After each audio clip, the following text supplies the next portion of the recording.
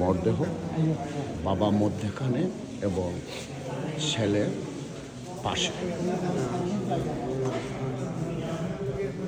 কুমিল্লা মুরাদনগর বাড়ি।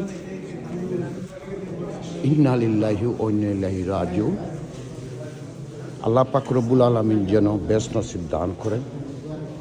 এই তিনটি মরদেহ বাবা এবং ছেলে এই এক জায়গা এবং তার বন্ধু রুবেল। লঞ্চ থেকে আলবিনিতে যাওয়ার পথে মুখোমুখি সড়ক দুর্ঘটনায় মৃত্যুবরণ করেন। ইন্না লিল্লাহি ওয়া ইন্না ইলাইহি রাজিউন। আল্লাহ পাক রব্বুল আলামিন তার পরিবারকে ধৈর্য ধারণ করার তৌফিক দান করেন। আমিন।